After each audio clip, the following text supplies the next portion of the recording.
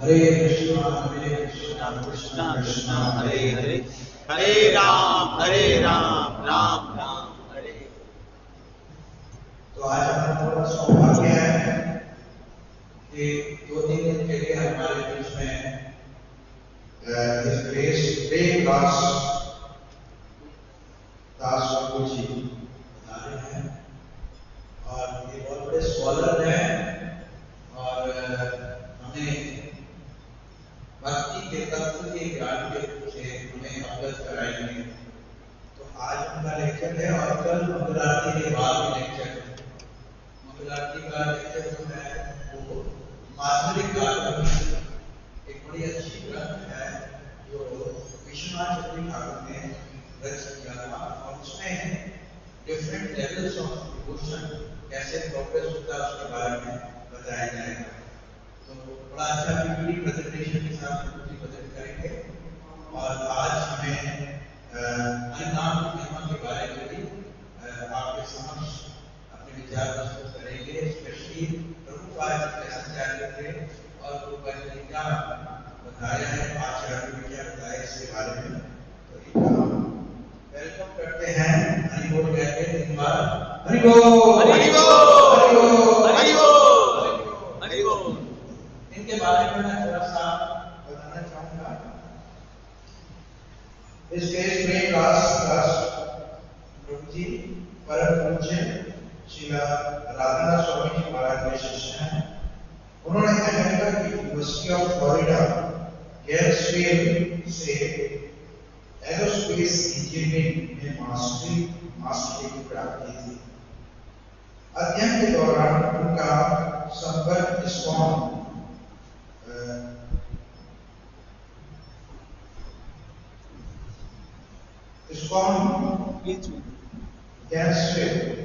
मंदिर से हुआ, जहां वे विद्यार्थियों को भगवत गीता का ज्ञान साझा करते थे। बाद में मुंबई आ गए और इस्कॉन चौपाटी से बहुत से जुड़ गए। वे पिछले 19 वर्ष से अत्यंत निष्ठापूर्वक भक्ति का अभ्यास कर रहे हैं। वे एक अत्यंत विद्वान भक्त हैं जिन्होंने श्री प्रभुपाद की पुस्तकों को अनेक बार पढ़ा है और आज भी उनका नियमित अध्ययन करते हैं।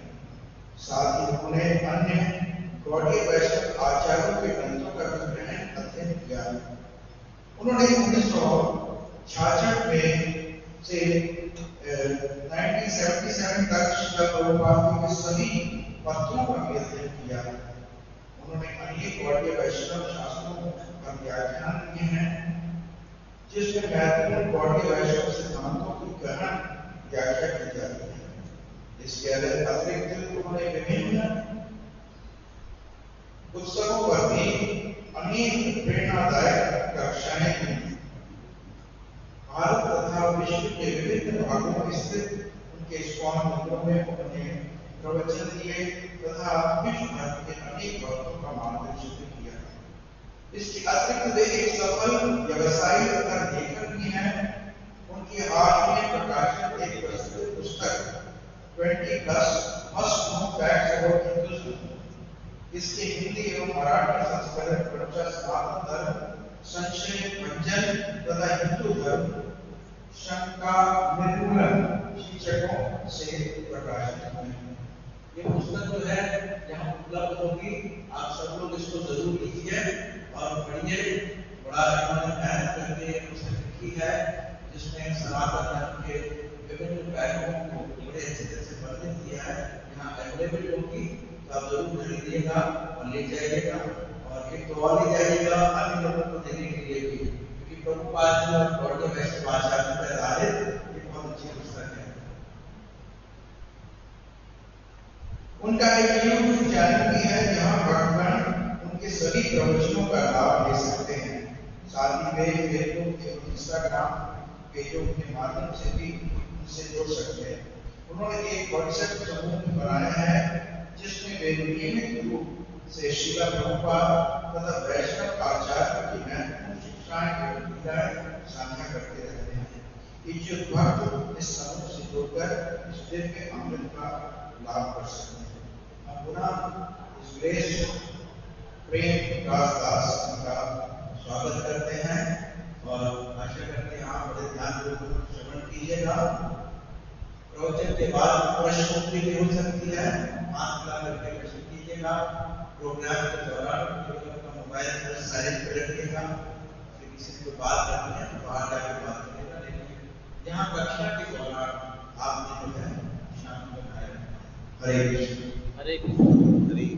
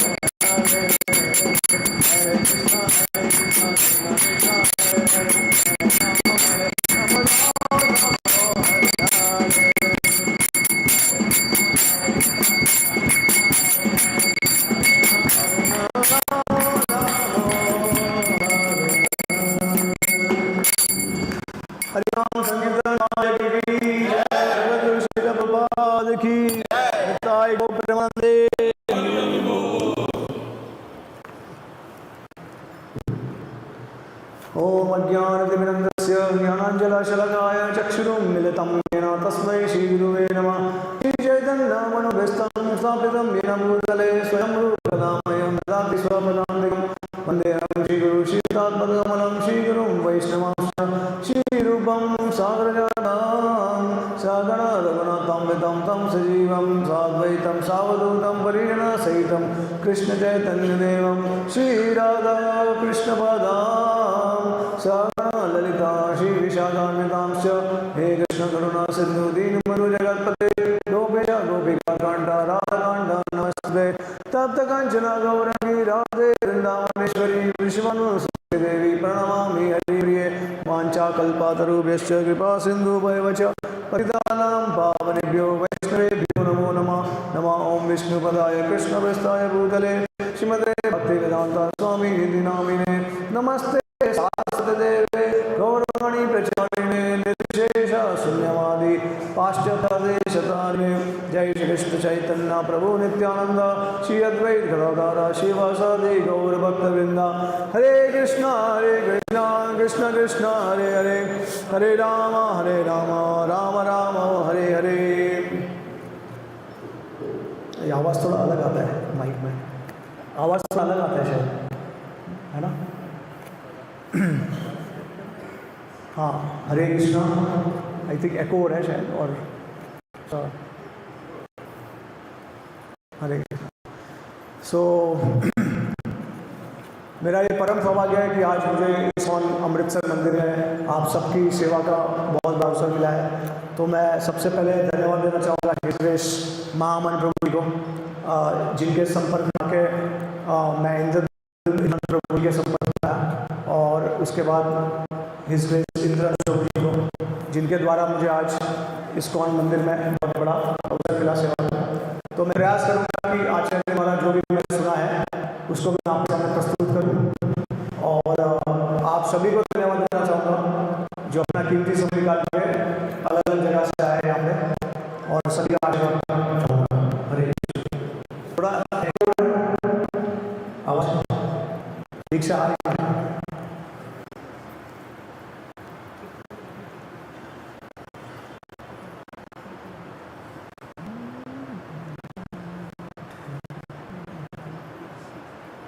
अरे काफी एको है।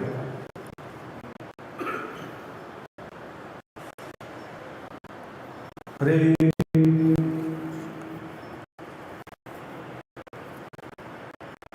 पूछ सकता है क्या उसका? आपको सभी को सुनाई दे रहा है बराबर? ठीक है, तो हम शुरुआत करते हैं। हरे कृष्णा।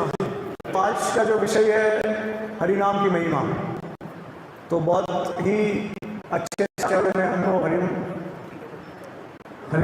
आपको लग रहा है सबको पीछे बराबर आवाज आ रहा है ना सबको? तो आज का जो टॉपिक है वो हरि नाम के बारे में हम चर्चा करने वाले हैं। हम हरि की महिमा को देखेंगे, लेकिन साथ साथ में हम हरि नाम के तत्वों को भी देखेंगे, समझेंगे, क्योंकि बहुत सारे लोगों के मन में प्रश्न होता है हरि नाम से जुड़ा हुआ, और स्पेशली हरे कृष्ण महामंत्र है जो, तो महामंत्र हम क्यों कहते हैं? क्योंकि मंत्र होता है और फिर महामंत्र होता है। तो ये हमको ज़रूरी है समझना कि हम हरे कृष्ण को महामंत्र क्यों कहते हैं और मंत्र सिर्फ क्यों नहीं कहते। तो देखिए, पहले ऐसा है कि मंत्र जो होता है वो मन और त्र, ये दो शब्दों से बनाया गया है। तो मन को जो डिलीवर करने वाला है, जो मुक्त करेगा मन से, उसको हम मंत्र कहते हैं। ठीक है, मंत्र में आप अगर देखेंगे तो स्वाहा, नमः, ऐसे सारे शब्द आते हैं जिसमें भगवान के नाम भी है, लेकिन साथ साथ में जैसे उदाहरण के तौर पे ओम नमः भगवते वासुदेवाय देवाय स्वाहा नमः श्री कृष्ण शरणम ममः, इस प्रकार का मंत्र होता है। तो उसमें सिर्फ भगवान के नाम नहीं होते हैं, लेकिन जो हरे कृष्ण जो है उसमें आप देखेंगे कि सिर्फ भगवान के ही नाम है, हरे कृष्ण और राम, उसमें कोई भी किसी प्रकार का दूसरा शब्द यूज़ किया नहीं गया है। तो इसको कहते हैं कि जिसमें सिर्फ नाम है उसको कहते हैं महामंत्र। अब महामंत्र क्यों है? क्योंकि भगवान के नाम सबसे शक्तिशाली है और एकदम स्वतंत्र है, किसी के ऊपर निर्भर नहीं है। तो इसी के लिए उसको महामंत्र कहा जाता है। और इसका मतलब ये है कि कोई भी नियम लागू नहीं करता महामंत्र को। आप कोई भी अवस्था में, कोई भी समय, कहाँ पर भी आप भगवान का नाम ले सकते हैं। और इस महामंत्र को जप करने के लिए आपको कोई दीक्षा की आवश्यकता नहीं है, किसी प्रकार की शिक्षा की आवश्यकता नहीं है, किसी प्रकार के साधु संघ की आवश्यकता नहीं है नाम को जप करने के लिए। ठीक है, लेकिन अगर हम मंत्र की बात करें तो जैसे उदाहरण के तौर पे गायत्री है या फिर दीक्षा मंत्र है ना, तो ये सब जो मंत्र है उसको जप करने के लिए आपको परंपरा में जब गुरु के द्वारा प्राप्त होता है मंत्र, तभी आप उसका जप कर सकते हो। ये सब सीक्रेट मंत्र है, ये आप जप नहीं कर सकते हैं। तो इसके लिए अगर आपको पता होगा कि हमारे आचार्य बलदेव विद्याभूषण ने एक श्लोक बताया है पद्म पुराण से, संप्रदाय बिना ये मंत्र निष्फल तुम करके। संप्रदाय में जब तक हम गुरु के द्वारा मंत्र को नहीं लेते तो उसका फल नहीं मिलता। तो ये कौन से मंत्र है? जो वैदिक मंत्र है, गायत्री मंत्र है या फिर पंचरात्रिक मंत्र है, जिसके जो मंत्र हम लेते हैं उससे हम भगवान की पूजा करते हैं, विग्रह की। क्योंकि भगवान के विग्रह की पूजा जो होती है वो दीक्षा मंत्रों के द्वारा होती है, उसके बिना हम भगवान को हम पूज नहीं सकते हैं। ठीक है, जो विग्रह है। अब इसमें बहुत सारे नियम लागू होते हैं। पहले तो इसमें आपको क्वालिफिकेशन की ज़रूरत है कि जैसे गुरु डिसाइड करेंगे कि आपको ये मंत्र कब दिया जाए, है ना, तो इसमें बहुत सारे नियम लागू होते हैं और समय परिस्थिति के हिसाब से भी ये मंत्र को आपको जप करना होता है। जैसे उदाहरण के तौर पे जो गायत्री होता है तो उसको आप 3 बार करते हो दिन में जप, हाँ, और उसका एक समय होता है, सूर्य उदय, उसके बाद जो नून टाइम है और उसके बाद सूर्यास्त के समय में। तो ये नियम से भरा हुआ है, ठीक है। लेकिन फिर भी इसमें भी अगर देखेंगे तो मंत्र में भी भगवान के नाम है, लेकिन साथ साथ में और भी कुछ है। तो ये आपको समझना है कि मंत्र और महामंत्र में ये फ़र्क है। और महामंत्र जो है वो सबसे शक्तिशाली है, लेकिन एक प्रॉब्लम है महामंत्र। देखिए, महामंत्र ना गुरु के लिए रुकता है, ना साधु संघ के लिए, ना किसी भी भक्ति के अंग के ऊपर निर्भर है, पूरी तरीके से स्वतंत्र है। नाम चाहे तो आपको अभी का अभी भगवान का प्रेम प्राप्त करा दे, लेकिन सिर्फ एक टर्म्स एंड कंडीशन है, रूल्स अप्लाई। तो वो कौन सा है, किसी को पता है? नाम आपको नाम का कब फल मिलेगा पूरी तरीके से? जब आप शुद्ध नाम लोगे भगवान का। तो नाम के 3 स्तर हैं। किसी को पता है कितने स्तर है नाम के? कौन से 3 स्तर है? नाम अपराध, दूसरा नामाभास और शुद्ध नाम। तो ये 3 स्तर है। तो चैतन्य महाप्रभु कहते हैं कि करोड़ों जन्म तक करोड़ों नाम लीजिए, फिर भी भगवान की प्राप्ति नहीं हो सकती। लेकिन अगर कृष्ण प्रेम चाहिए, देखिए नाम पूरा जप करने की जरूरत नहीं है। जैसे हरे कृष्ण कृष्ण कृष्ण हरे हरे, हरे राम राम राम हरे हरे, ये पूरा मंत्र भी बोलने की जरूरत नहीं है। आपने सिर्फ अगर हरे का ह भी बोल दिया, लेकिन उसी वक्त हर एक सियादा जो है वो इतना शक्तिशाली, अनेक जो अक्षर है, अगर सिर्फ अक्षर का आशय आप पूरी तरह शरणागत भाव से, तो उसी वक्त भगवान कृष्ण की प्राप्ति हो सकती है आपको, ठीक है। लेकिन अपराध के कारण फल नहीं दिखता है। इसके बारे में हम और चर्चा करेंगे आगे। तो देखिए, अभी ये जो हरे कृष्ण महामंत्र है, तो क्या ये वैदिक मंत्र है या ये पंचरात्रिक मंत्र है? किसी को पता है कहां से आया हरे कृष्ण महामंत्र? कहां से आया? हाँ, चैतन्य महाप्रभु ने सबको बांटा, लेकिन इसका रेफरेंस कहां से आया? कली संदर्भ उपनिषद, वैदिक मंत्र। देखिए, उपनिषद मतलब वेद के भाग है, ब्राह्मण आरण्य का, उसके बाद संहिता और उस उपनिषद में यजुर्वेद में, यजुर्वेद में ठीक है। अब अगर वैदिक मंत्र है तो उसका उच्चारण डायरेक्टली नहीं कर सकते, लेकिन जैसे मैंने आपको कहा कि हालांकि वैदिक मंत्र होने के बावजूद भी, क्योंकि हरे कृष्ण महामंत्र है, सिर्फ भगवान के नाम है, इसके लिए कोई विधि, कोई शास्त्र उसको कभी, उसके मंत्र जो है कभी भी निर्भर नहीं हो सकता भगवान के नाम का। तो इसी के लिए चैतन्य महाप्रभु ने हरे कृष्ण महामंत्र को, उपनिषद हालांकि है वैदिक मंत्र है, लेकिन सबको कहा सब लोग जप करो, ठीक है। तो ये हमको पता होना चाहिए। अब प्रश्न ये है कि भाई हरे कृष्ण महामंत्र या भगवान के जो नाम है, नाम कृष्ण होता है, कृष्ण वर्णम तुषा कृष्ण संगो पार्षदम यज्ञाय सखीधर प्रय जयंती सुमेधशा। तो कलयुग में जो धर्म है वो क्या है? कली करेगा नाम धर्म श्री कृष्ण संकीर्तन, है ना, सबको पता है कलयुग का धर्म क्या है ना।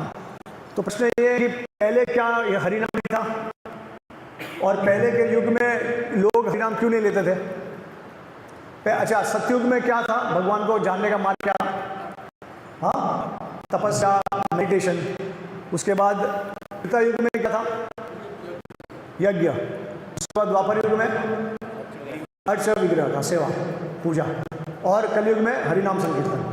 तो हालांकि भगवान को जानने के मार्ग अलग अलग युग में अलग अलग है, उसका मतलब ये नहीं है कि हरिनाम संकीर्तन नहीं था उस समय, या फिर उसका शक्ति कम था, नहीं, वो समय पे वो पर्टिकुलर मार्ग जो है वो रेकमेंडेड था, ठीक है। लेकिन पहले के युग के लोग, उनको लगता था, अब देखिए पहले के युग सालों तक जीते थे, लाखों सालों तक जीते थे वो। और उनका तपस्या होता था, वो आधा जीवन होता था, मतलब 50,000 साल, 60,000 साल, उतना तप करते थे, उतना मेडिटेशन करते थे, राइट, स्मरण करते थे ना। तो इस वजह से उनको ऐसा लगता था कि अगर कोई कठिन मार्ग दिया आपको तो वो हमारे लिए ऐसा लगेगा कि कुछ तो दम है इस मार्ग में, कठिन मार्ग है इसके लिए, क्योंकि तभी हम भगवान की प्राप्ति कर सकते हैं। लेकिन उनको ऐसा लगता था कि ये जो हरे कृष्णा या जो हरिनाम है वो तो कितना इजी है, सिर्फ जो हमारा होठ है वो हिलाना है, हरे कृष्णा हरे कृष्णा, ये कोई मार्ग है, सतयुग में थोड़ी ऐसा होता है, इतना आसान मार्ग भी है। तो लोग एक्चुअली थोड़ा सा उसको हंसी मजाक में उसको उस हरिनाम के प्रति उनका जो विश्वास था वो कम होता था, इसके लिए हरिनाम का जप नहीं करते थे। और हमारे श्री प्रभुपाद के शिष्य हिज ग्रेस गोपी परंदन प्रभु जो इस दुनिया में नहीं रहे, तो वो एक संस्कृत विद्वान थे बहुत बड़े। उन्होंने बृहद भागवतामृत के तात्पर्य में एक जगह पे कहा है कि पहले के एक और ये कारण तो है ही कि उन लोग बहुत आसान समझते थे साधना को, उनको लगता था कि ये किस प्रकार का साधना है, बहुत आसान साधना है। लेकिन वो ये कहते हैं कि पहले के युग के लोग जब स्पेशली युगल मंत्र होता है राधा कृष्ण का तो डरते थे जप करने के लिए। क्यों? क्योंकि जैसे मैंने आपको कहा कि नाम के साथ में आपको साथ साथ में अपराध का भी ध्यान रखना है। अगर क्योंकि अपराध का जो परिणाम होता था वो बहुत भयंकर होता था, हमारे लिए एक युग में हमको समझ में नहीं आता। तो गोपी बरेंद्र प्रभु कहते हैं कि चैतन्य महाप्रभु ने जब आदेश दिया हमको इस कलयुग में हरिनाम संकीर्तन कर, हरे कृष्ण महामंत्र का जप करना, तो अपराध का जो परिणाम है, अगर परिणाम 100% में से चैतन्य महाप्रभु ने 80% अपने सर पे लिया है आदेश लेके, और हमको कितना दिया है? 10-20% दिया है टोकन रिएक्शन। क्योंकि अगर उसका अपराध का फल हमको मिला इस कलयुग में तो हम जीवित ही नहीं रह पाएंगे। आपको पता है ना चैतन्य महाप्रभु के लीला में क्या होता था? अगर कोई भक्त के प्रति अपराध करेगा तो उसको क्या हो जाता था? 3 दिन के अंदर उसको कोड़े का रोग हो जाता था और उसका नाक ये सब पूरा मेल्ट हो जाता था, नाक कान सब, लेप्रेसी, है ना। तो देखिए कि चैतन्य महाप्रभु के समय पे महाप्रभु स्वयं मौजूद थे तो अपराध का परिणाम बहुत जल्दी मिलता था। और उसी प्रकार से चैतन्य महाप्रभु कृष्ण को कृपा देते थे तो प्रेम भी बहुत जल्दी मिल जाता था। जैसे झारीखंड के वन में गए थे और तभी सारे पशु पक्षियों को, जानवर को, सबको कृष्ण प्रेम प्रदान किया उन्होंने, है ना, एकदम तुरंत। लेकिन चैतन्य महाप्रभु के जाने के बाद धीरे धीरे करके कलयुग का प्रभाव हुआ है, तो अपराध का जो परिणाम है वो हमको तुरंत नहीं मिलता, कभी कभी तुरंत मिल सकता है, लेकिन परिणाम जो है वो इतना ज़्यादा नहीं मिलता, इतना भयंकर नहीं होता जितना उस समय था। तो वो डर के कारण पहले के युग में लोग हरिनाम, स्पेशली युगल मंत्र जो है राधे श्याम का, वो जप नहीं करना, वो उससे डरते थे जप करने के लिए। तो ये कारण है कि पहले के युग हरिनाम नहीं करते थे प्रिफर, 2 कारण की वजह से, ठीक है। अभी देखिए शास्त्र में ऐसा बताया गया है कि अगर आपको भक्ति में स्थिरता पानी है, स्थिरता प्राप्त करनी है, तो सबसे बेस्ट जो फॉर्म ऑफ साधना है, सबसे बेस्ट जो साधन है वो है कीर्तन, संकीर्तन। उसके प्रकार का अगर स्थिरता आपको तुरंत पानी है और बहुत ही उंडा आपको स्थिरता पाना है तो कीर्तन सबसे श्रेष्ठ है। उसके अलावा कोई भी भक्ति का जो अंग है अगर आप करोगे तो उतना जल्दी आपको परिणाम नहीं मिलेगा और ना उतना आपको उंडा प्रेम प्राप्त होगा। तो इसी के वजह से किसी को अगर भक्ति में स्थिरता प्राप्त करनी है तो संकीर्तन सबसे बेस्ट है। और इसी के लिए कलयुग में लोग तरसते आने के लिए। सतयुग, द्वापर, त्रेता युग के जितने भी जीव हैं वो सब तरसते हैं हम कलयुग में कब जन्म लेंगे, क्योंकि संकीर्तन उसका जो परिणाम देता है, जो अवार्ड देता है, रिजल्ट, वो सबसे अधिक देता है। वो एक तो आपको टॉप मोस्ट देगा, मतलब जो हाईएस्ट गोल है वो देगा, सबसे कम समय में देगा, और एकदम स्ट्रॉन्ग देगा। उसका जो भक्ति का जो कहते हैं ना इंटेंसिटी, वो सबसे स्ट्रॉन्ग रहता है कीर्तन में। तो ये बहुत ज़रूरी है। इसके लिए ऐसा कहा गया है कि जो महाभागवत होते हैं वो हमेशा हरिनाम संकीर्तन के ऊपर निर्भर रहते हैं और हमेशा कॉन्स्टेंटली हरिनाम कलयुग में करते रहते हैं, ठीक है।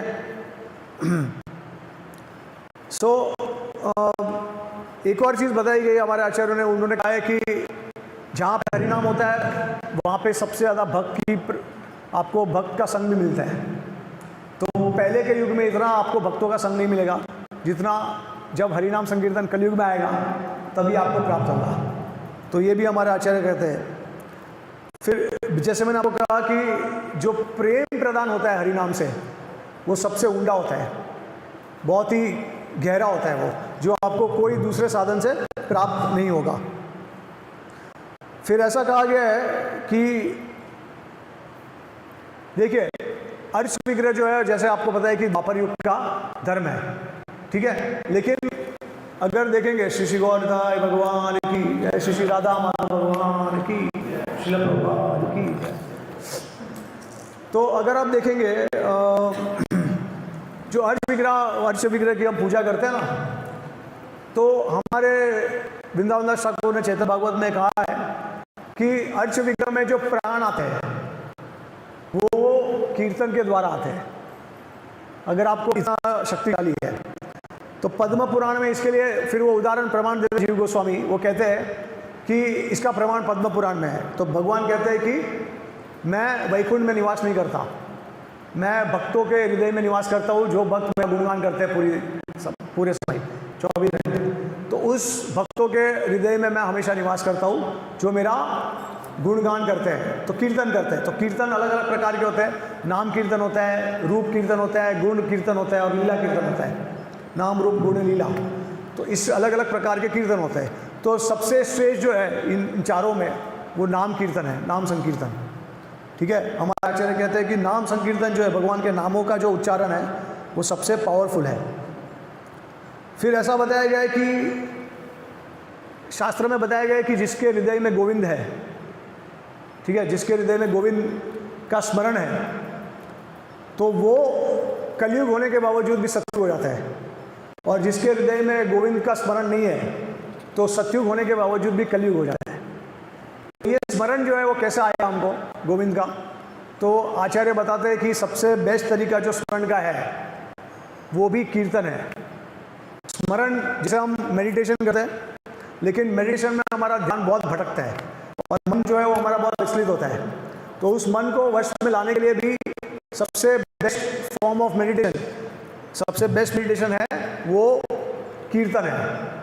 कीर्तन के द्वारा आपको जो स्मरण होगा वो स्मरण के द्वारा भी आपको वैसा स्मरण नहीं होगा, ठीक है। तो ये हमारे सनातन गोस्वामी भी कहते हैं श्रीमद् भागवत अमृत में। तो सारे आचार्य का मत यही है, आप किसी को भी कहाँ पे भी जाइए आपको यही पता चलेगा कि कीर्तन जो है वो सबसे श्रेष्ठ है। तो इसी के अगर गोविंद का स्मरण करना है पूरे समय तो सबसे बेस्ट है कीर्तन। और कीर्तन भी अलग अलग प्रकार के होते हैं कि जैसे आप वाचिक करते हो, मानसिक होता है या फिर उपांशु होता है। जैसे आपने सबके सामने हरे कृष्ण महामंत्र बोला चिल्ला के, और उसके बाद आपने हरे कृष्ण आपको ही सुनाई दे रहा है, उसको बोलते हैं उपांशु। और मानसिक मतलब मैं भले ही आपके साथ कथा कर रहा हूँ, लेकिन अगर मेरे अंदर मन में ही हरे नाम हरे कृष्ण महामंत्र मैं उच्चारण कर सकता हूँ। एक लीला बताता हूँ श्रील प्रभुपाद जी का। एक बार वो बॉम्बे में थे और वहाँ पे जो उनके प्रभुपाद क्वार्टर्स डिवोटीज ने बनाए थे, तो प्रभुपाद जी एक बार प्रभुपाद क्वार्टर्स में बैठ के फाइनेंसिस और इस में चर्चा कर रहे थे, डिवोटीज को बुला के पैसे के बारे में। और तो एक शक्ति प्रभु थे उनके सामने भी, उनको पता नहीं था श्रील प्रभुपाद जी कौन है करके, आई थिंक पहली बार थे। तो जब उन्होंने देखा कि प्रभुपाद जी इतने उनके बारे में इतना सुना गया है, कहा गया है और शुद्ध भक्त है प्रभुपाद जी कृष्ण के, लेकिन जब आके उन्होंने देखा तो एकदम विचलित हो गए। उनको लगा कि ये शुद्ध भक्त है लेकिन ये तो मटीरियल कार्य, भौतिक कार्य कर रहे हैं, पैसे के बारे में बोलना, मैनेजमेंट करना, डिस्टर्बेंस के साथ बातचीत करना। तो वो थोड़े से बिविल्डर हो गए, मतलब कंफ्यूज हो गए कि गीता में तो लिखा है कि सततम कीर्तन तो माम। जाके उन्होंने प्रभुपाद जी को बोला कि प्रभुपाद जी जो भगवान के शुद्ध भक्त होते हैं वो तो भगवान का निरंतर नाम संकीर्तन करते हैं, लेकिन आप तो यहाँ पे हमारी तरह से कार्य कर रहे हो। तो प्रभुपाद जी थोड़े सीरियस हो गए, उनको कहा इधर आइए। तो पास में आए प्रभुपाद जी के और उन्होंने कहा कि आपका सर जो है मेरे कंधे पे रखिए। तो जैसे ही उन्होंने कंधे पे सर रखा अंदर शरीर में से प्रभुपाद जी के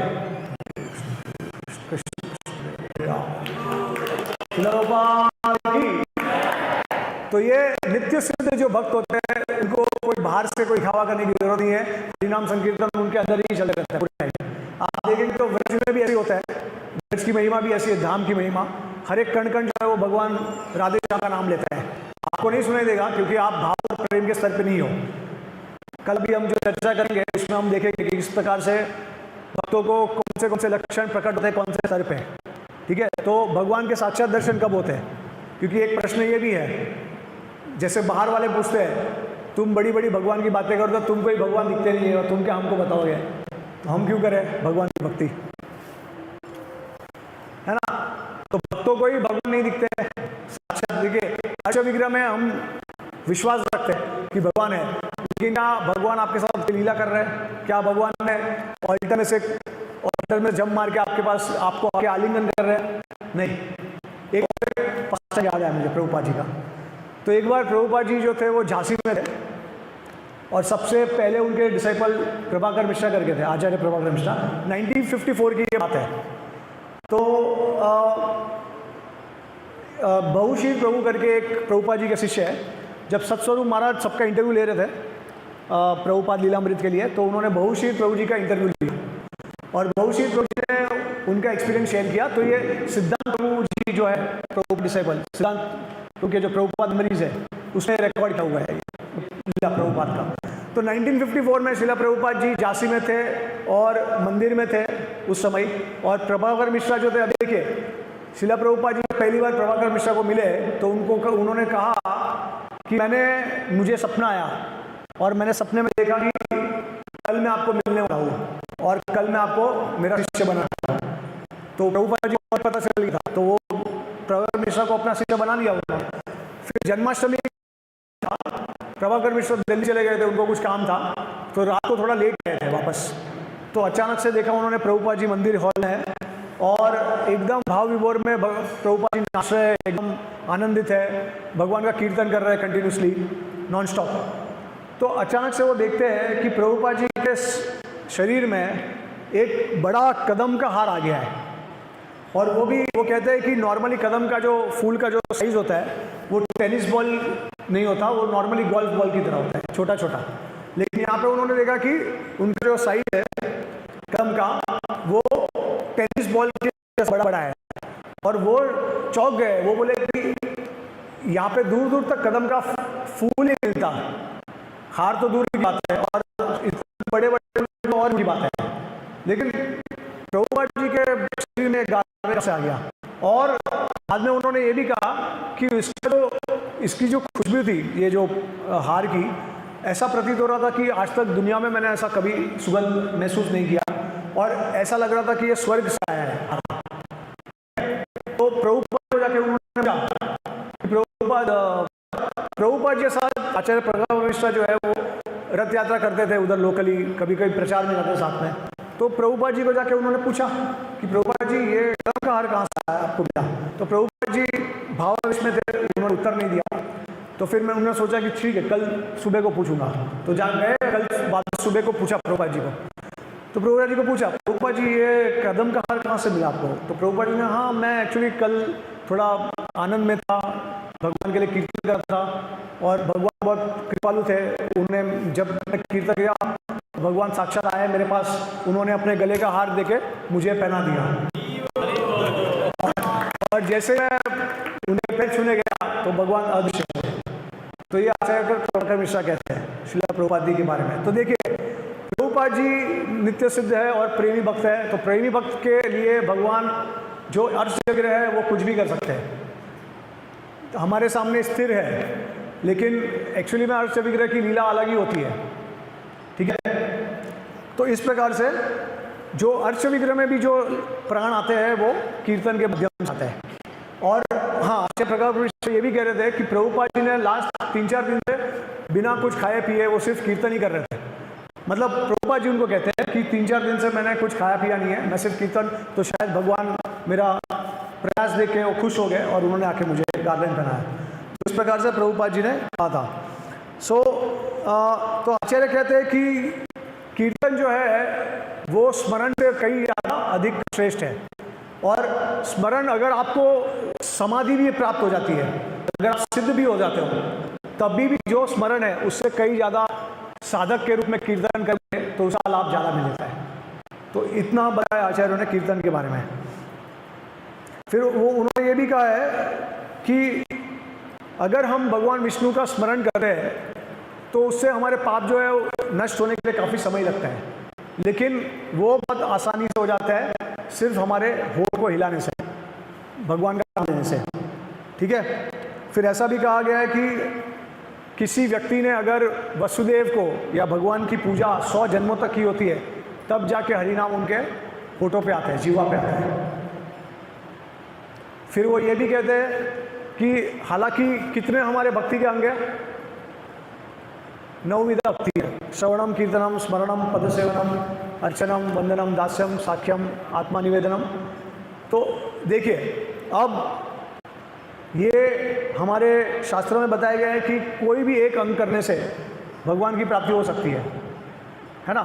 लेकिन इसका मतलब ये नहीं है कि आप श्रवण ना करो और कीर्तन ना करो कलयुग में और उससे आपको भगवान की प्राप्ति हो जाएगी। असंभव है, क्योंकि कलयुग में हरे नाम एवं केवलम तव नास्ति नास्ति एवं नास्ति गतिरेव था। उसके बाद और एक सेम मैं आपको थोड़ा मॉडिफाइड वर्जन बताता हूँ। कलयुग में गौर निताई एवं केवलम कलौ नास्ति एवं नास्ति गतिरन्यथा। गौर निताई के बिना आपको भगवान की प्राप्ति नहीं हो सकती है कलयुग में। ठीक है। तो हरिनाम तो है ही, लेकिन अगर संबंध ज्ञान के साथ, शुद्ध नाम के भावना के साथ अगर आप नहीं करोगे तो उसका कोई परिणाम नहीं मिलेगा आपको। और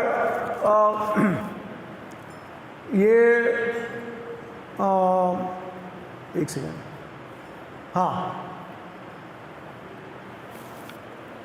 तो जो कीर्तन है उसको हमेशा हर एक भक्ति के अंग में आपको शामिल करना है। अगर आप नहीं करोगे, कलयुग का उसमें फॉल्ट लग जाता है, फिर कलयुग का दोष लग जाता है उस अंग में, क्योंकि कलयुग में जो सबसे दोष के बिना जो अंग है वो हरिनाम संकीर्तन है। तो इसके लिए जीव गोस्वामी कहते हैं कि हर एक भक्ति के अंग के साथ हमको हरिनाम संकीर्तन साथ में होना चाहिए। आप देखेंगे तो शिला प्रभुपाद जी ने भी यही किया है। अभी सुबह को जब मंगला आरती करते हैं तो हम स्टार्ट करते हैं संसार अंत कैसे करते हैं? हरे कृष्णा कृष्णा कृष्णा हरे हरे। भागवतम कथा में क्या होता है? जय राधा माधव हरे कृष्णा, उसका भी अंत होता है हरे कृष्ण महामंत्र से। उसके बाद गौर आरती में हरे कृष्ण महामंत्र से। तो प्रभुपाद जी इतने एक्सपर्ट थे कि उन्होंने एकदम सब कुछ हमारे शास्त्रों और आचार्यों के द्वारा उसका पूरा सार निचोड़ के हमको दिया है। तो हर एक अंग में देखिए, अभी हरिनाम संकीर्तन कीर्तन जो नाम होता है उसका हमको पूरी तरीके से परिणाम कब प्राप्त होता है? जब हम अच्छे से श्रवणम करते हैं। श्रवणम के बिना आपको उसका परिणाम प्राप्त नहीं होता है। जय श्री राधा माधव भगवान की, श्री गौरताय भगवान की, जय श्री प्रभुपाद की जय। तो जो क्या कह रहा था मैं? हाँ, श्रवण। यस। तो देखिए, अभी जिस प्रकार से जो राधा रानी जो है, तो राधा रानी कृष्ण की कौन है? लादिनी शक्ति, अंतरंग शक्ति है। क्या कृष्णा को हम राधा रानी के बिना प्राप्त कर सकते हैं? नहीं। उसी प्रकार से हमारे आचार्य कहते हैं कि जो कीर्तन का जो स्वरूप शक्ति है वो श्रवणम है। तो श्रवणम अगर हम नहीं करेंगे तो कीर्तन का परिणाम कभी नहीं मिलेगा। इसी के लिए श्रील प्रभुपाद जी भागवतम के एक तात्पर्य में लिखते हैं कि नवविधा भक्ति में से 2 भक्ति के अंग सबसे श्रेष्ठ है। कौन सा? श्रवणम, कीर्तनम। उसमें से दोनों में से वो कहते हैं कि कौन सा श्रेष्ठ है? अभी कंफ्यूजन हो गया, क्योंकि चैतन्य महाप्रभु क्या कहते हैं चैतन्य चरितमृत में रामानंद राय का संवाद होता है, तो जब रामानंद राय को प्रश्न पूछते हैं कि सारे भक्ति के अंगों में से सबसे श्रेष्ठ अंग कौन सा है, तो क्या कहते हैं वो उत्तर में क्या कहते हैं? अच्छा, कितने भक्तों ने भागवतम पढ़ा है पूरा? चैतन्य चरितमृत कितने भक्तों ने पढ़ा है? पूरा नहीं पढ़ा है। पढ़ने की आवश्यकता है, श्रील प्रभुपाद जी की किताबें बहुत ज़रूरी है। तो देखिए, रामानंद राय ने उत्तर दिया kirtanam. Kirtanam is the king of all processes, राजा है वो, सारे जितने भी अंग है उसके राजा है वो। लेकिन यहाँ पे प्रभुपाद जी कह रहे हैं कि 9 में से 2 और 2 में से सबसे श्रेष्ठ कौन सा? श्रवणम। कि फिर बाद में आगे लिखते हैं कि अगर ठीक से गुरु से अगर श्रवणम नहीं किया हमने ठीक से, तो भक्ति का कोई भी अंग हम ठीक से कर ही नहीं सकते। क्योंकि आपको संबंध ज्ञान कौन देता है? गुरु, शास्त्र, साधु। संबंध ज्ञान के बिना आप भक्ति का कोई अंग ठीक से कर ही नहीं सकते हो। इसके लिए भक्ति सिद्धांत सर ठाकुर कहते हैं कि कीर्तन का जो स्वरूप शक्ति है वो श्रवण है। अब हम दोनों को रिकंसाइल करेंगे। देखिए, कीर्तन जो है वो सबसे श्रेष्ठ अंग है, उसमें कोई डाउट नहीं है। तो प्रभुपाद जी ये क्यों कहते हैं कि श्रवणम है? क्योंकि साधक के स्तर पे श्रवणम होता है। जैसे ही आप साध्य को प्राप्त कर देते हो तो कीर्तन सबसे श्रेष्ठ हो जाता है, क्योंकि आपने ठीक से सुन लिया, गुरु से समझ लिया, उनको प्रसन्न कर लिया। उसके बाद जो बचता है वो सिर्फ कीर्तन, क्योंकि आप नामाभास से नामा शुद्ध नाम के स्तर पे पहुंच जाते हो। इसके लिए फिर जो प्रयोजन है वही बस है हमारे लिए, फिर और कुछ आवश्यकता नहीं है। ठीक है, तो इससे हम समझ सकते हैं कि कीर्तन का महत्व कितना है, और कीर्तन के साथ साथ में श्रवणम बहुत ही ज़्यादा महत्वपूर्ण है। श्रवणम जो है वो राधा रानी का स्वरूप मान सकते हैं आप। ठीक है, क्योंकि अगर देखिए, आप मुझे बताइए, अगर कोई भक्त कहेगा कि मुझे कीर्तन बहुत अच्छा लगता है ना, लेकिन मुझे भगवान के बारे में सुनना अच्छा नहीं लगता तो ये क्या सही है? ये ठीक है? तो किस प्रकार का कीर्तन होगा उसका? भौतिक दृष्टि से होगा। तो श्रील प्रभुपाद जी कहते हैं कि कृष्ण कॉन्शियसनेस जो है वो एक मार्ग है, प्रोसेस है।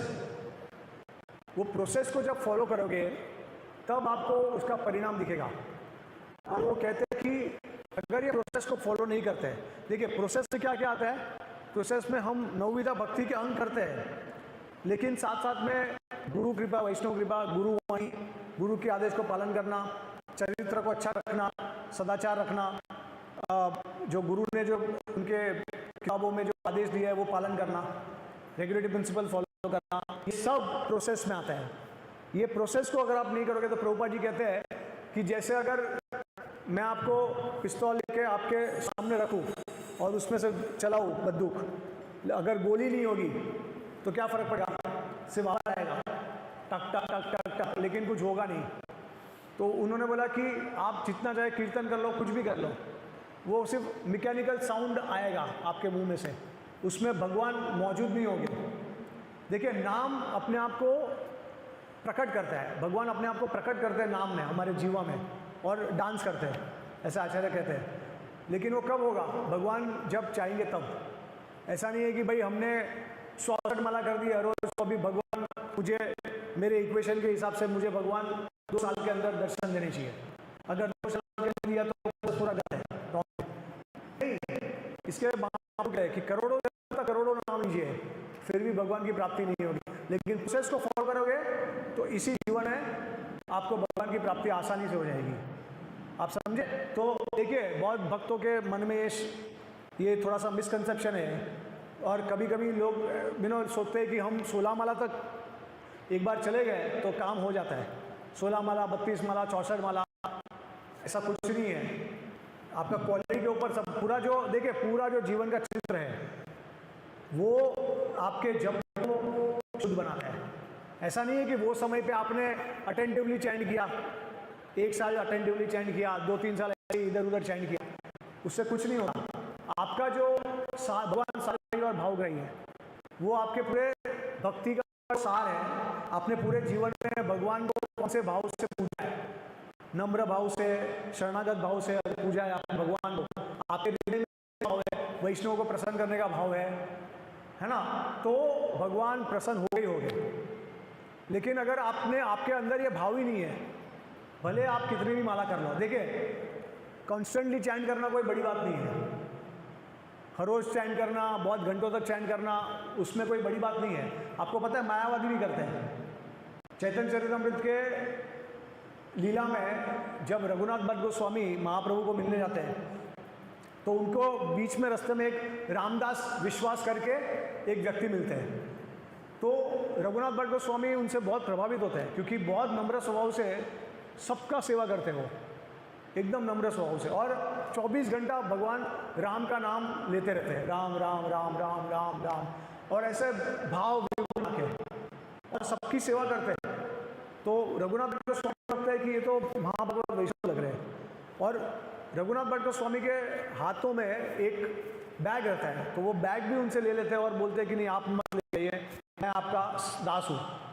वो लेके जाते हैं। चैतन्य महाप्रभु के सामने जब जाते हैं तो चैतन्य महाप्रभु उस रामदास मिश्रा के प्रति देखते भी नहीं है, तो रघुनाथ भट्ट गोस्वामी को आलिंगन करते हैं, लेकिन इसको रामदास विश्वास को पूरी तरीके से निग्लेक्ट करते हैं।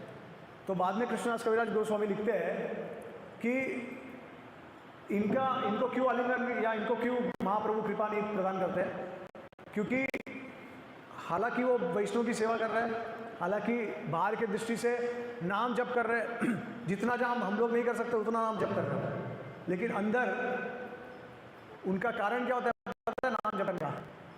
राम राम नाम क्यों जप करते हैं, क्योंकि उनको राम होना होता है। समझे आप, मायावादी होते हैं, मैं हूँ राम हूँ, हम ब्रह्मास्मि। तो जब इस प्रकार का भावना होगा हृदय में, तो फिर कैसे आपको भगवान दे सकते हैं नाम का परिणाम। और तो कभी कभी आपको लगता रहेगा कोई भक्त जो है वो 64 माला कर रहे हैं, अरे बहुत एडवांस है, आपको कैसे पता जो उसके अंदर जो स्वभाव है क्या है, वो सिर्फ रूप है, तो किसी को जज नहीं कर सकते हम। क्वालिटी सबसे बड़ा इंपॉर्टेंट चीज़ है, ठीक है।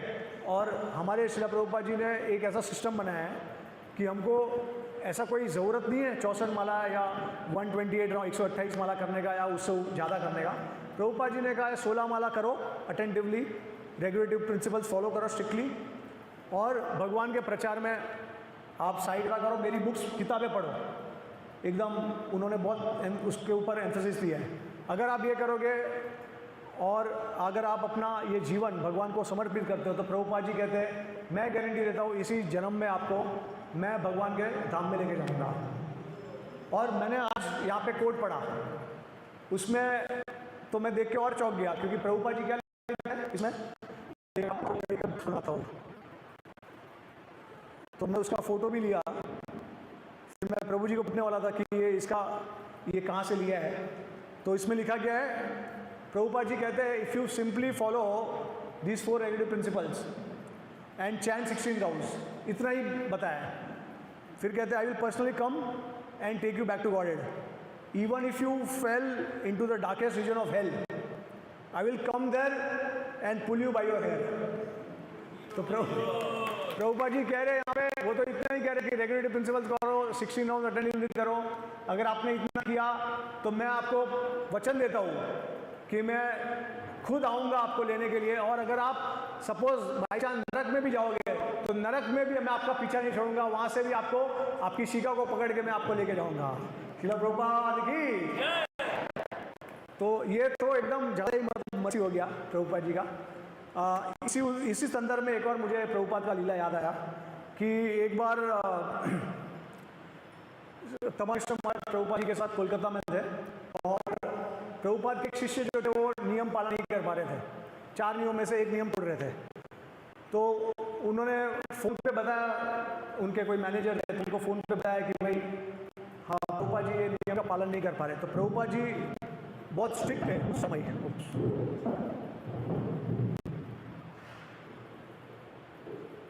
काफ़ी स्ट्रिक्ट थे।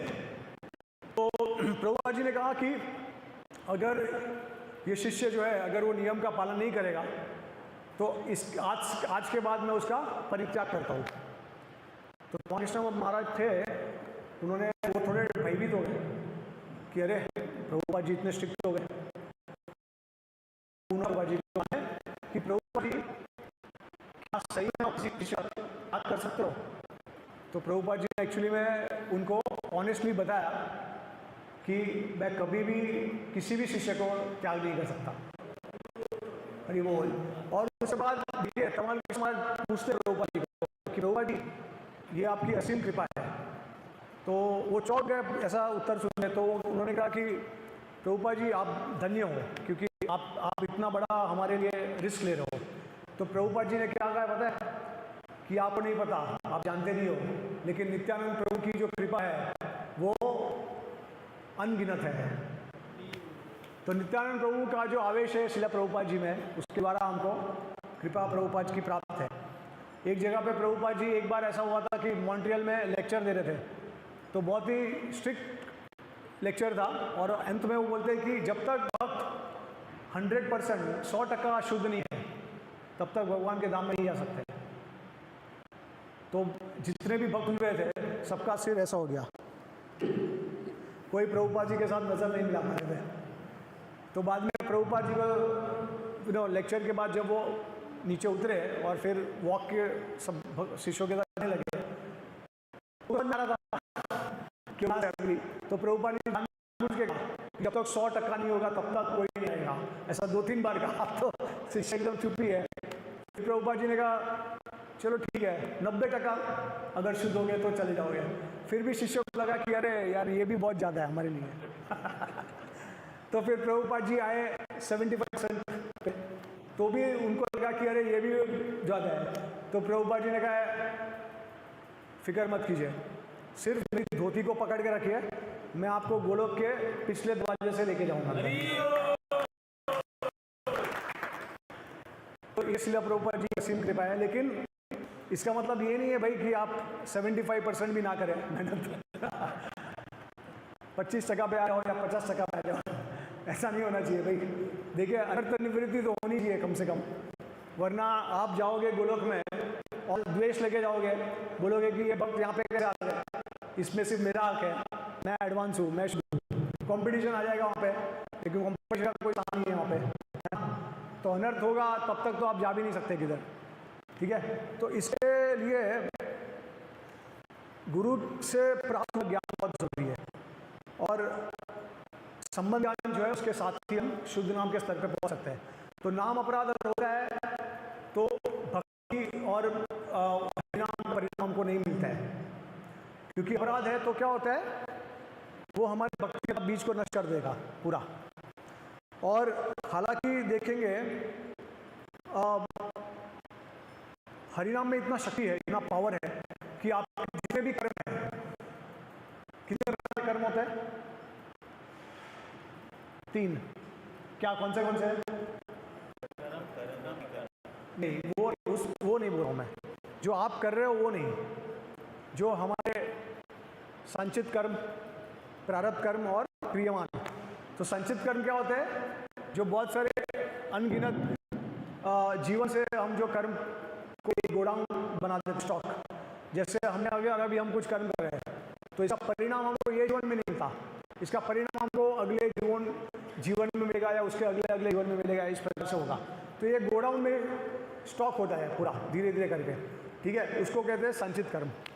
प्रारब्ध कर्म ये होता है कि जो संचित कर्म जब परिणाम मिलता है तो इस जीवन में जो कर्म का परिणाम मिलता है उसको हम प्रारब्ध कहते हैं, ठीक है। और क्रियमान ये होता है कि जो हम अभी कर रहे हैं या लाइक जस्ट कर रहे हैं ना, तो उसको क्रियमान कहते हैं, ठीक है। तो क्रियमान जो होता है अल्टीमेटली संचित कर्म में चले जाता है बाद में। और शिला प्रभुपाद जी बताते हैं कि इसको वो और एक्सपांड करते और कहते हैं कि प्रारब्ध अप्रारब्ध बीजम कुटम, नेक्टर ऑफ डिवोशन में बताते हैं, ठीक है। तो देखिए भक्ति में इतना शक्ति है, श्रील रूप गोस्वामी कहते हैं कि आप जितना पाप अपने अंदर सोच नहीं सकते उतना उससे ज़्यादा कई ज़्यादा भक्ति जो है वो पापों को नष्ट करता है। और ये भी कहते हैं कि सिर्फ सोचने पे नहीं, आपके जितने भी पूर्व के पाप है, अभी के पाप, वर्तमान के पाप है और भविष्य में जो भी पाप है, सारा का सारा पाप नष्ट हो जाएगा, इतना शक्ति है। क्या सब लोग विश्वास रखते हैं? सब मानते हैं? बोलिए, अगर सब लोग विश्वास रखते हैं तो हाथ ऊपर कीजिए। हरि बोल, हरि बोल। अच्छा, आप मुझे बताइए, इसके बावजूद भी भक्तों के जीवन में दुख क्यों है? हम इतना नाम ले रहे हैं भगवान का। हाँ देखिए, प्रभु जी कह रहे कि मैंने एक हाथ ऊपर किया है, अगर दोनों हाथ ऊपर करेंगे तो विश्वास होगा। मतलब एक डाउटफुल है, 50-50 है, ठीक है। तो देखिए, अभी हम हमारे जीवन में इतना दुख क्यों है फिर? हमारे सब, अच्छा, कौन से भक्त ऐसे जो सिर्फ आनंद में रहते पूरे समय? Chant Hare Krishna and be happy. कौन से भक्त है सिर्फ आनंद ही आनंद है जीवन में, कुछ दुख ही नहीं है, कोई चैलेंजेस ही नहीं है। देखिए, एक हाथ भी, एक उंगली भी नहीं उठ रही है। उसका मतलब है कि सबके जीवन में दुख है। तो अरे शास्त्र ऐसा बता रहे, आचार्य बता रहे कि सारे दुख का नाश हो जाता है, सारे पाप मिट जाते हैं, लेकिन फिर हम क्यों महसूस कर रहे हैं?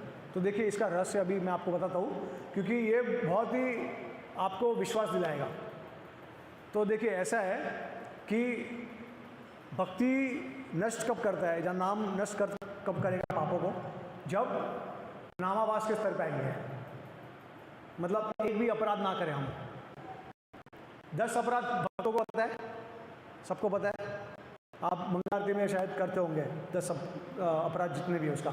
तो अभी आप मुझे बताइए, कौन से भक्त है जो 10 अपराध में से एक अपराध भी नहीं करता?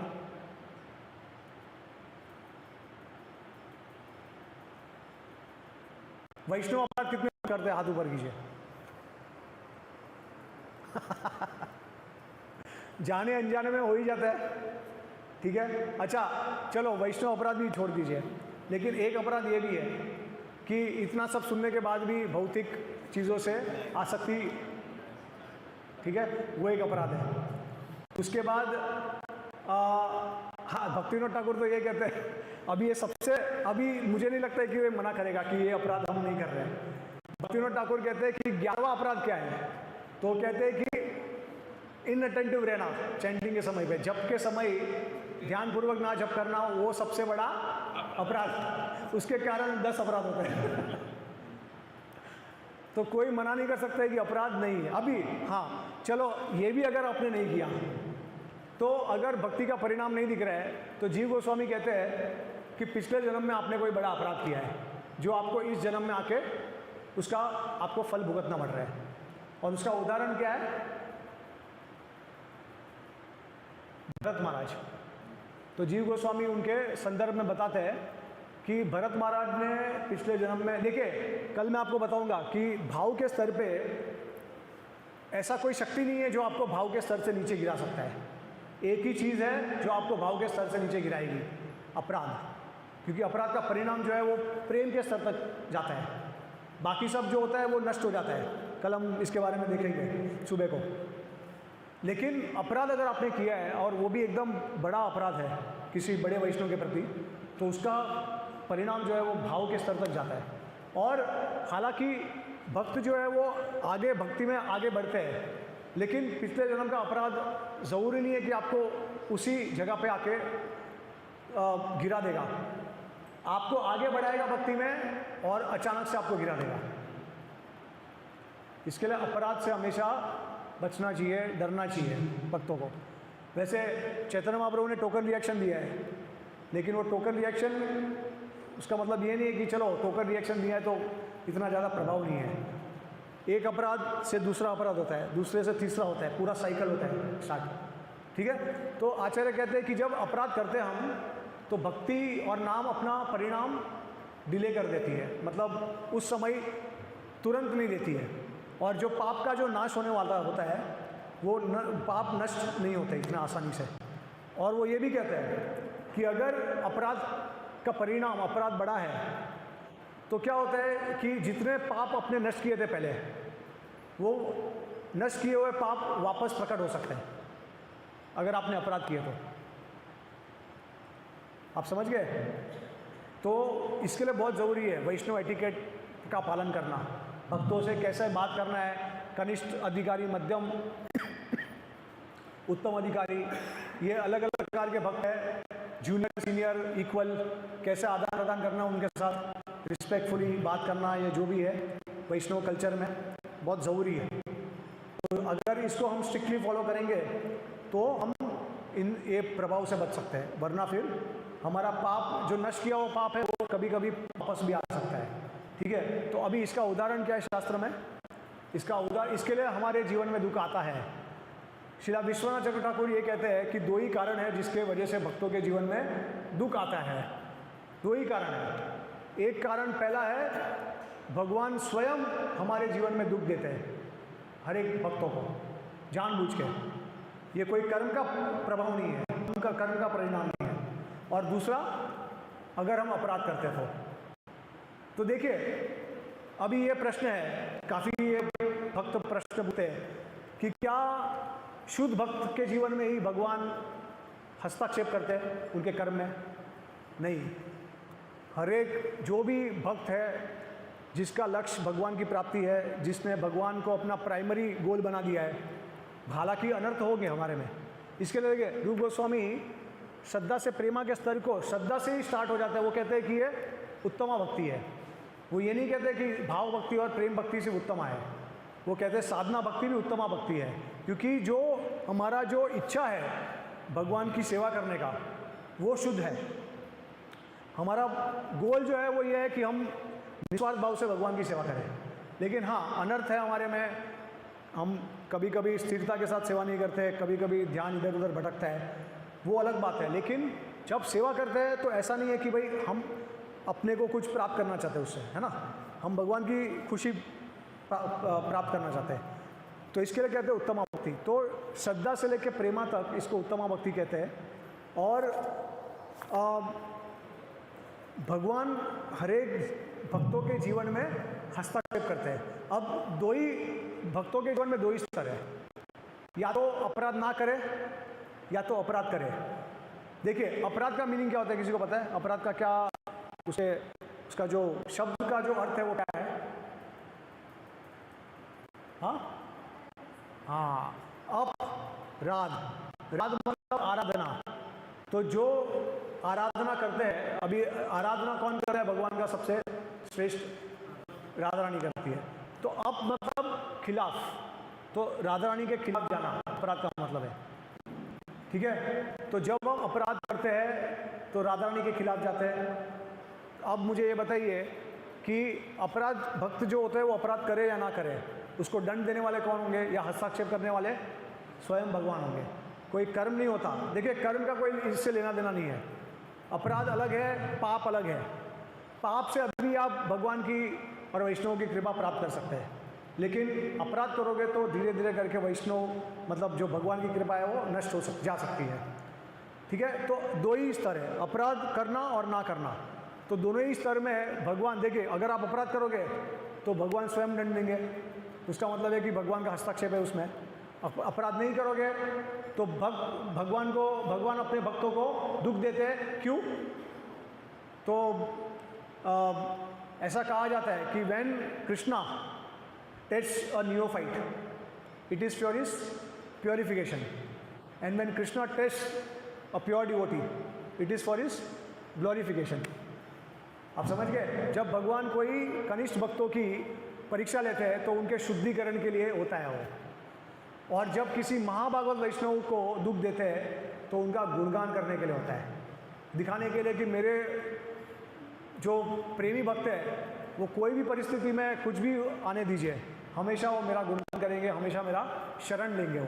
तो ऐसा आप देखेंगे प्रहलाद महाराज, ध्रुव महाराज, पांडव, द्रौपदी, कुंती महारानी, सबके उदाहरण भक्तों के जीवन में कष्ट ही कष्ट आए हैं। इसके लिए श्रीला भक्ति सिद्धांत ठाकुर कहते हैं कि जो भक्तों का जो मार्ग होता है वो कांटों से बना होता है। आपको कांटों के थ्रू जाना पड़ता है भक्ति के मार्ग में, इतना आसान नहीं है, बहुत मुश्किल है। एक्चुअली देखेंगे तो देखिए हम कहते हैं कि तपस्या करना, यज्ञ करना ये बहुत कठिन हमारे लिए, लेकिन उससे भी कई ज्यादा गुना भक्ति का। क्योंकि अहंकार को शरणागत करना है, और अहंकार को शरणागत करना इतना आसान नहीं होता, बहुत मुश्किल है। मायावाद लगता है, ज्ञानी को लगता है कि मैं ब्रह्म हूँ, तो अहंकार उसका हमेशा रहता है कि मैं खुद ही स्वयं ब्रह्म हूँ। वो कभी अहंकार को त्याग नहीं करता, हालांकि ऐसा दिखाता है जब गुरु की सेवा करता है, लेकिन जब लक्ष्य प्राप्त हो जाता है तो गुरु को भी लात मार देता है कि तुम मैं सब एक ही हम। आप समझ गए? लेकिन भगवान की भक्ति में सबसे बड़ा जो चैलेंज है वो अहंकार का त्याग करना। इतना आसान नहीं है वो कि भगवान को कहना कि जिस तरीके से आप हमको नचाना चाहते हो ना चाहिए, इतना आसान नहीं है वो। ठीक है? तो अजामिल के उदाहरण में देखिए आप कि अजामिल के जीवन में 2 ही स्तर थे। जैसे हमारे 9 स्तर हो जाते हैं, श्रद्धा, साधु संग, भजन क्रिया, अनर्थ निवृत्ति, निष्ठा, रुचि, आसक्ति, भाव, प्रेम, है ना।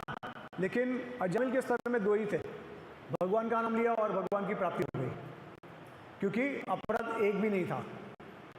इसके लिए जब उसने नारायण उसके बच्चे का नाम रखा, जो 10वां उसका पुत्र है उसका नाम नारायण रखा, जब वो नारायण का पहले बार उसने नाम लिया तभी उसके सारे भविष्य के, वर्तमान के और पूर्व सारे के सारे पाप नष्ट हो गए। इसके लिए आप देखेंगे तो नारायण का नाम रखने के बाद भी वो पाप कर रहे थे। जैसे उन्होंने शादी की एक विषयी के साथ और उसके साथ फिर चोरी किया, उन्होंने अधर्म किया, तो उसका परिणाम क्यों नहीं मिला उनको? क्योंकि उसने नारायण का नाम लिया था। वो नारायण के नाम ने उसके सारे पाप के परिणाम को कर दिया था, भविष्य के भी। समझ गए? इसके लिए फिर उसको भगवान की प्राप्ति के लिए विष्णुदूत के दर्शन हुए बाद में, क्योंकि कोई अपराधी नहीं था। अपराध नहीं था तो कोई कर्म नहीं था, कोई पाप ही नहीं था अकाउंट में, सारा का सारा अकाउंट बैलेंस पूरा 0 हो गया था। तो ये नाम की महिमा है। लेकिन नामवास के स्तर पे उसने भगवान का नाम लिया, फिर भी भगवान की प्राप्ति नहीं हुई। बाद में विष्णुदूत का संग मिला, हरिद्वार गए, शुद्ध भक्ति की, उसके बाद शुद्ध नाम लिया, बाद भगवान के धाम चले गए। तो इस प्रकार से आप देख सकते हो कि हरिनाम और भक्ति में शक्ति है बहुत। और श्रीला विश्वनाथ ठाकुर ये भी कहते हैं कि भक्ति जो है वो जानबूझ के अपने महिमा को छुपाती है। अगर भक्ति आपको तुरंत दे दे परिणाम, है ना, तो फिर क्या होगा? जो कर्म और ज्ञान, ये जो मार्ग है, ये सब खत्म हो जाएंगे। क्योंकि फिर जितने भी बाहर के लोग हैं वो भी भक्ति का मार्ग ले लेंगे और भक्ति के नाम पे क्या करेंगे? सारा जो भी जिनको उनको प्राप्त करनी है चीज़ों की, वो सब मांगते रहेंगे भक्ति के द्वारा। तो कर्म और ज्ञान के मार्ग को बचाने के लिए कलयुग में, उसका रखने के लिए, उसको रखने के लिए, ताकि दूसरे लोग वो मार्ग को अपना सके, इसके लिए भक्ति अपनी महिमा को छुपा दिया है। और भक्ति अपनी महिमा उचित समय पे दिखाती है। तो ऐसा भी आचार्य कहते हैं कि चाहे अपराध भी ना हो, कभी भी भक्ति अगर अपराध नहीं किया आपने तो भक्ति उसका परिणाम आपको उस समय दिखाएगी नहीं। जब समय आएगा तब दिखाएगी, और जब समय आएगा तब अपने आप आपको वैकुंठ में लेके जाएगी। इस प्रकार से भक्ति और नाम की महिमा है। ठीक है? तो हमारे पास हो गया कथा? Okay, right. तो यहाँ पे हम कथा को विराम दे देंगे। तो अब अगर किसी को कोई प्रश्न है, हाँ, यस प्रभु।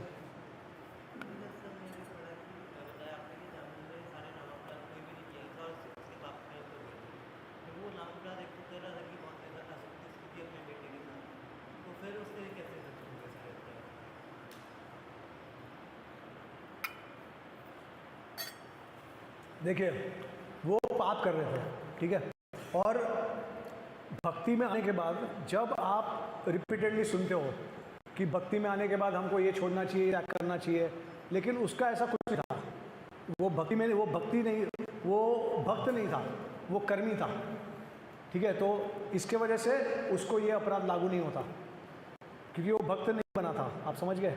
वो अभी भी कर्मी था। तो कर्म मिश्र भक्त कहते हैं ना, कर्म मिश्र भक्त। तो ज़्यादा जो फैक्टर होता है कर्म का रहता है, लेकिन भक्ति का थोड़ा सा। और वैसे भी कोई भी मार्ग आप कर लेना चाहते हो, प्रैक्टिस करना चाहते हो, तो हर मार्ग में भक्ति के बिना आपको उसका परिणाम मिलेगा भी नहीं, क्योंकि डिवोशन, डेडिकेशन होना चाहिए उस मार्ग के लिए, और तभी जाके उसका परिणाम मिलेगा आपको।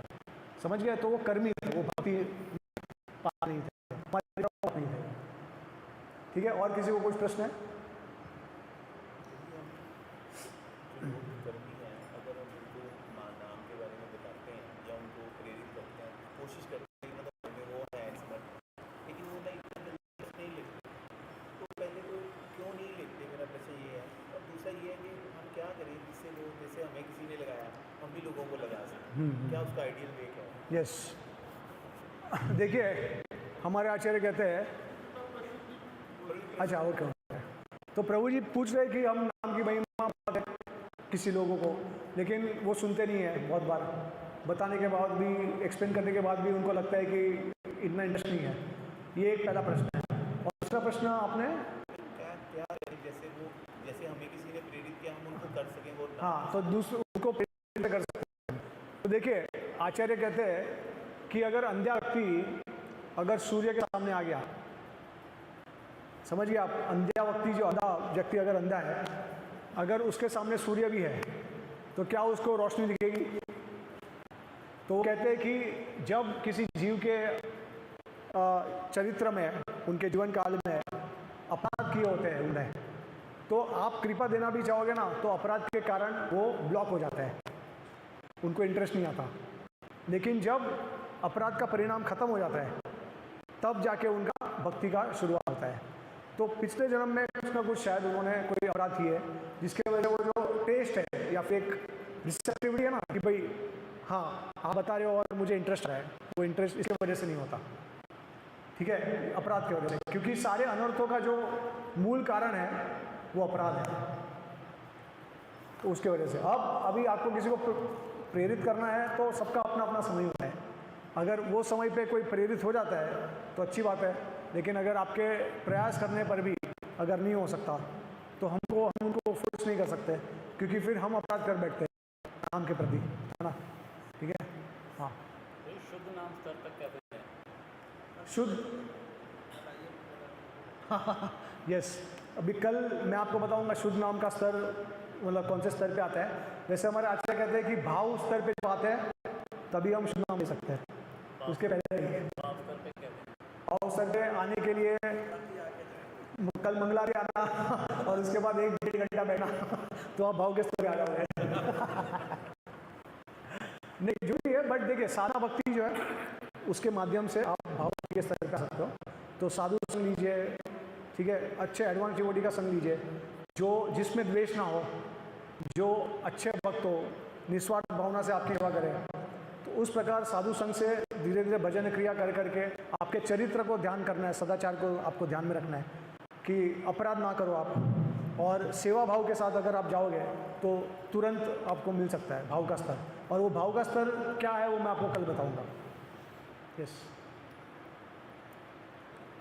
और ग्रंथराज श्रीमद् भागवतम की, जगत गुरु शिला प्रभुपाद की, अनंत कोटि वैष्णववृंद की, हरे कृष्णा, शिला प्रभुपाद की।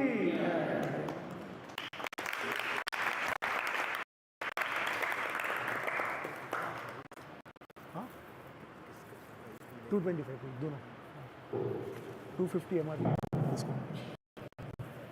हरे कृष्णा, बहुत बहुत धन्यवाद प्रभु जी के, उन्होंने बड़े सरल तरीके से नाम के विषय में हम सबको शिक्षा दी। और बहुत सारी ऐसी चीजें बताई, जैसे एक बड़ी इंटरेस्टिंग चीज बताई कि अगर कोई वैष्णव अपराध करता है तो जो अपराध का बंधन को अंदर वापस आ जाता है, वापस पाप आ जाता है वापस। वो ये चीज बड़ी इंटरेस्टिंग चीज है। और प्रभु जी जो भी बता रहे हैं मैं देख रहा था, वो सब आचार्यों की शिक्षाओं के आधार पर। कोई ऐसी चीज नहीं है कोई मनगढ़ंत चीज बता रहे हैं आपको।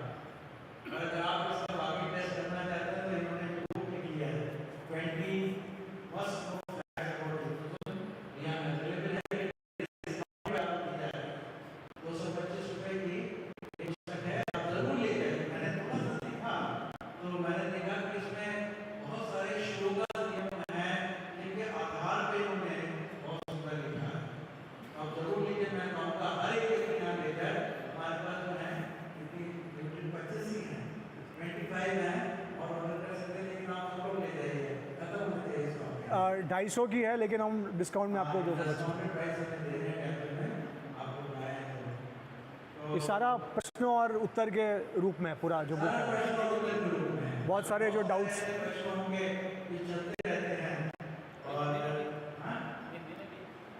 हिंदी और इंग्लिश में 2 भाषा में। तो आप जरूर लें। और जैसे कि अभी लोग कह रहे थे कैसे भाव कर सकते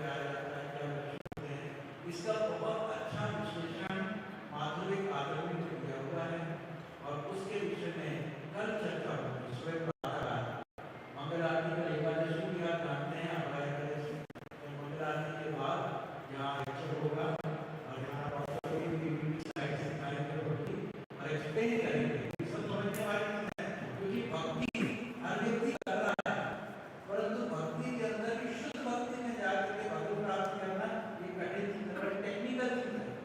अगर आपको टेक्निक नहीं मालूम है, बहुत जन्म करेंगे श्रवण कीर्तन प्रभु का पाए कृष्ण को देखेंगे, बहुत जन्मों तक करते रहिएगा, लेकिन कोई फर्क नहीं। कई बार कहते हैं लोग कहते हैं आजकल तो राम नाम जपते हैं, 20 साल से राम नाम जप रहे हैं, लेकिन हृदय में कोई ट्रांसफॉर्मेशन नहीं आया। क्यों नहीं आया? क्योंकि उन्होंने आचार्य के अनुसार भक्ति नहीं की। इसलिए हम भक्त बन गए, भगवान की कृपा से आगे जा सकते हैं, भक्ति कर रहे हैं, लेकिन भक्ति को भी शुद्ध करना है। इस चीज पर मुझे यही गारंटी नहीं हम वहाँ भक्ति कर रहे हैं। भगवान की तो कृपा है कि अगर थोड़ी कमी पेशी रह जाएगी तो कृपा करके महाभारत में ले जाएंगे, लेकिन इसका ये अर्थ नहीं है कि हम कोई डिले पड़ जाए। भगवान कहते हैं God helps those who help themselves. आप खुद मेहनत करनी है, मेहनत करनी है, आपकी ग्रेस मार्क भगवान में मेहनत तो करनी है, और इसलिए इसको टेक्निकली समझना है। यही विशेषता है प्रभुपाद की गाइडेंस में समझना, यही विशेषता प्रभुपाद हर चीज परफेक्ट है, टेक्निकल है, कोई इधर उधर नहीं है, आपको कैसे फॉलो करना है, यही परंपरा का ज्ञान है। तो कल मॉर्निंग में ये बहुत अच्छा लेक्चर है, अभी से विचार करना बहुत अच्छा होगा। आप लोग आगे बहुत लाभान्वित होंगे, क्योंकि आप सब लोग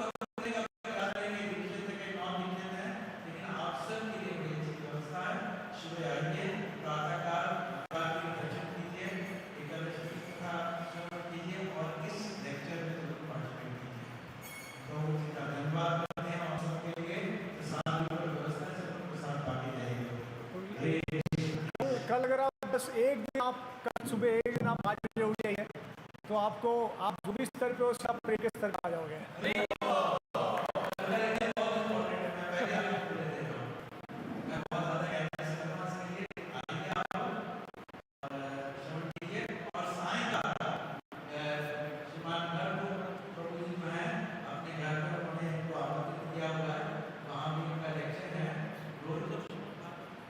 नहीं नहीं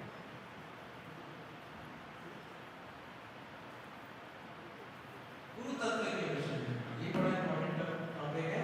गुरु तत्व के विषय में प्रभु जी अपने घर में बैठ कर आप सब लोग आइए, डिनर प्रसाद के साथ ये प्रोग्राम हो रहा है, तो आप पहुंचे अपने घर पे और पार्टिसिपेट करें। और अगर आपकी आशा बढ़ेगी तो फिर परसों सुबह भी भागवत का लेक्चर यहाँ मॉर्निंग में होगा। परसों प्रभु जी आ रहे हैं, लेकिन मंगलवार के बाद कुछ और चर्चा होगी विद योर इंटरेस्ट होगा तो